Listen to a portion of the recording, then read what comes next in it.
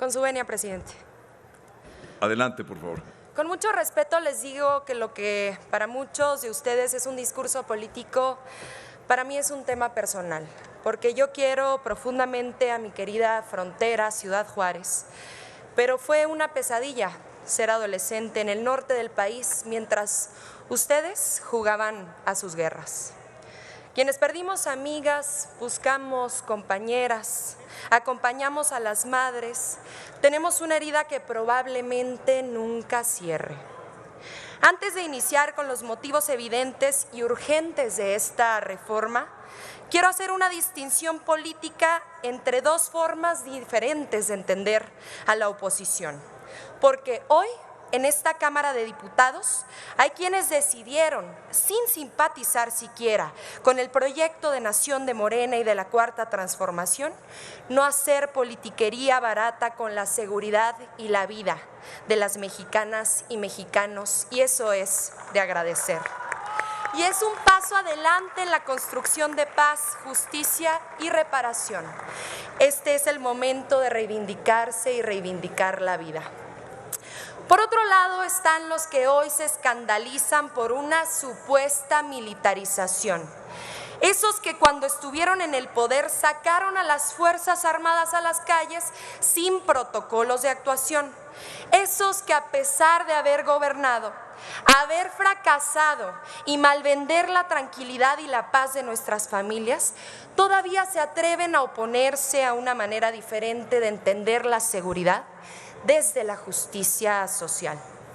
Esos que sin pudor militarizaron al crimen organizado, y sí, escúchenlo bien, militarizaron al crimen organizado proporcionándoles armas de uso exclusivo del ejército a través de la operación Rápido y Furioso que inundó de balas y muertes al país con autorización de ustedes cuando estaban fraudulentamente al frente del gobierno federal.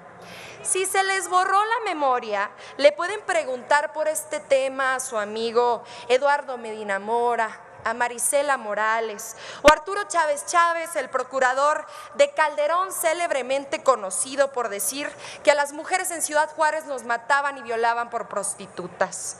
Ese nivel de fascistas tenían dentro de sus propias filas, peor aún, dentro de su gobierno federal.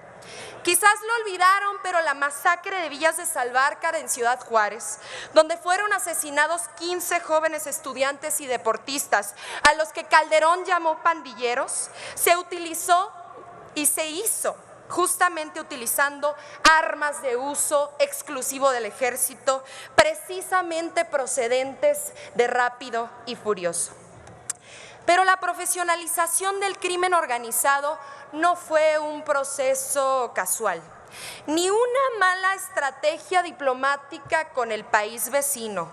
Fue un proceso deliberado por el cual la delincuencia tuvo acceso a las armas más letales, mientras la fragmentación de los grupos delincuenciales requería permanentemente mano de obra de rápido relevo, en un momento en el que la mayoría de la gente quedó abandonada por el Estado completamente a su merced.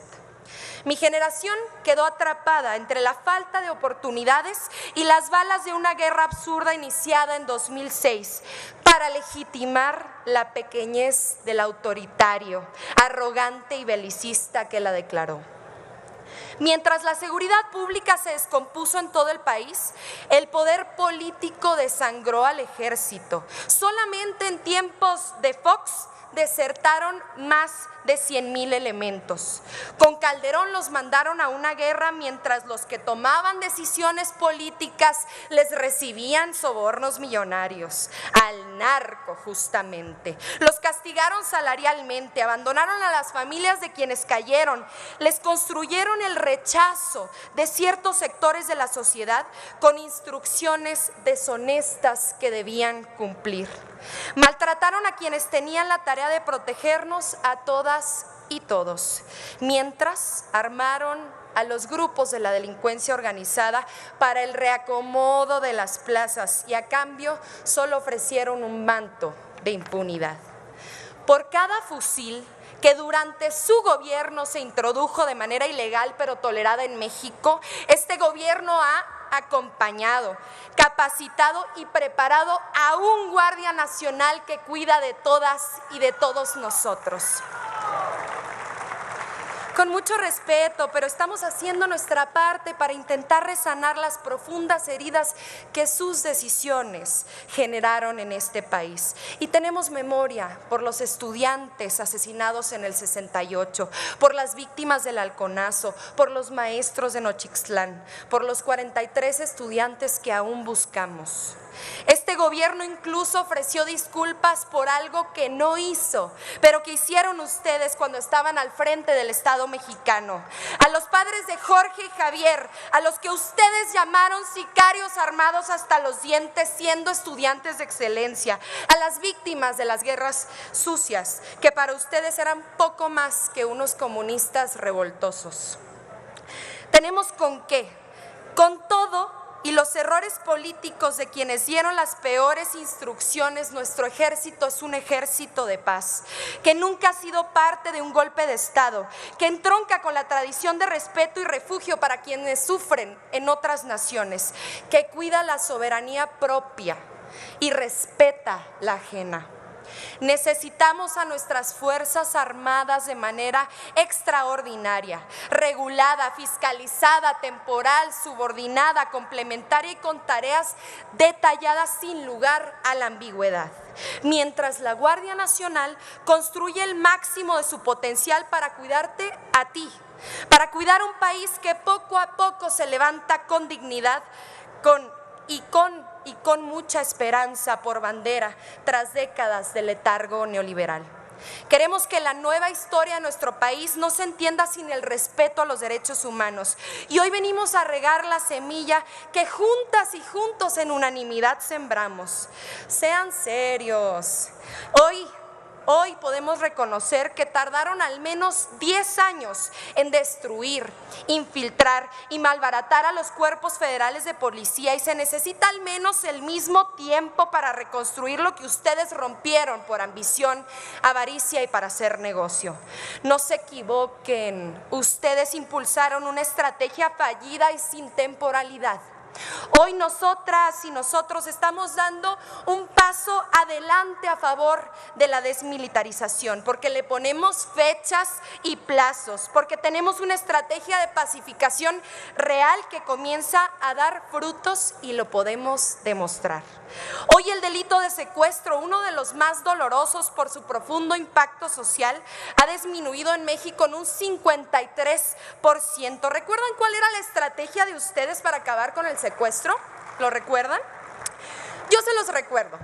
Ustedes inventaban supuestos grupos de secuestradores y los detenían como chivos expiatorios, fabricaban testigos protegidos y forzaban declaraciones obtenidas bajo tortura, como ocurrió con la ciudadana francesa Florence Cassés y con Israel Vallarta, sin resolver nada y violando todos los derechos humanos. Pero ¿qué van a saber ustedes de derechos humanos si le dieron la medalla de derechos humanos a un personaje como Isabel Miranda de Wallace?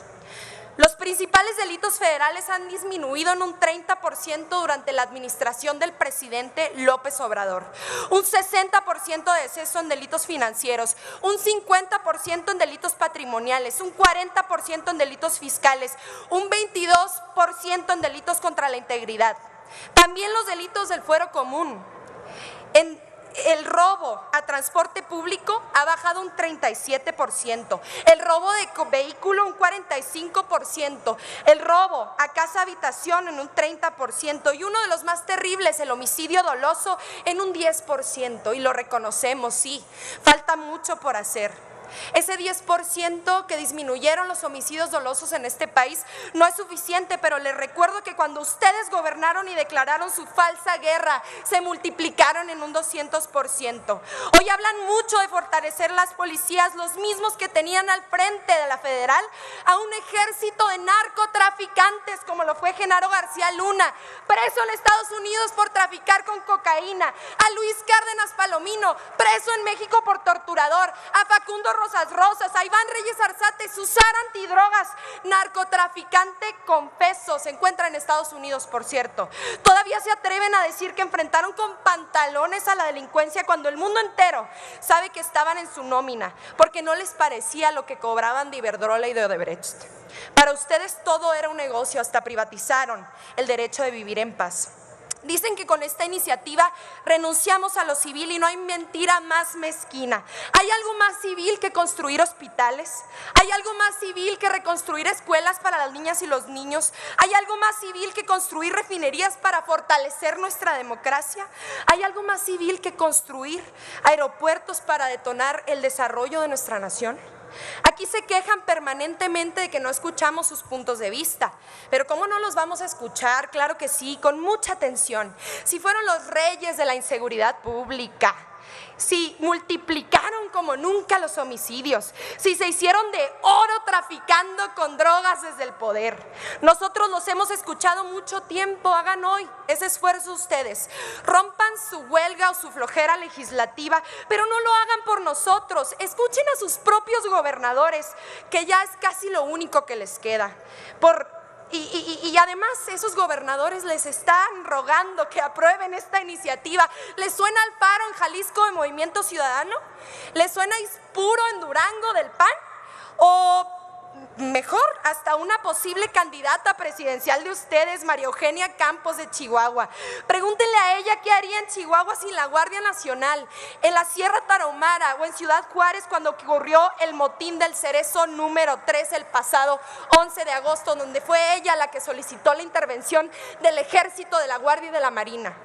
Sus gobernadores saben que la Guardia Nacional es pieza clave para robustecer la estrategia de seguridad, ya que el 25% de los municipios no tienen ni 10 elementos en sus policías municipales para salvaguardar la tranquilidad. Y de esos municipios casi un tercio no tiene ni un solo elemento de policía. Pero si tampoco quieren escuchar a los pocos gobernadores que aún se atreven a portar las banderas de la oposición, al menos escuchen a la ciudadanía. Hoy la Guardia Nacional es una institución infinitamente más respetada por el pueblo de México que todos ustedes juntos. Miren, no somos iguales y aunque se nieguen a escuchar, nosotras y nosotros les tendemos la mano y los queremos hacer parte del rescate de la seguridad de nuestro país. Por eso proponemos una comisión bicameral en la que se rendirá cuenta semestralmente del gasto de recursos, del seguimiento a las posibles violaciones de derechos humanos, que por cierto han descendido como nunca en comparación con sus gobiernos, del avance en las estrategias de seguridad pública, porque este tema, por amor a México, nos necesita a todas y todos. A 4 años de gobierno, gracias a la Guardia Nacional, México cumple por fin con el estándar internacional de las Naciones Unidas de contar con 2.8 policías por cada 1000 habitantes. Cuando inició este gobierno nos dejaron solamente a 1. Pero este gobierno no solo ha priorizado la atención directa al delito, lo ha prevenido construyendo oportunidades para millones de jóvenes en este país, con becas para estudiar, con apoyos para iniciar una profesión digna y honesta, con programas que otorgan el impulso inicial que siempre les fue negado. Hoy se acompaña a los productores y trabajadores del campo para que tengan alternativas. Hoy se siembra vida para cosechar paz. Hoy hay precios de garantía para que todas y todos los que se dedican al campo puedan cultivar los productos que garantizan nuestra soberanía alimentaria y no los que el crimen quiera. Hoy existe una pensión universal para adultos mayores que estructura el piso mínimo de millones de familias. Y sobre este tema, justamente sobre este tema quiero hacer una mención especial, porque cuando alguien habla de violencia, yo no imagino, yo no teorizo, yo recuerdo.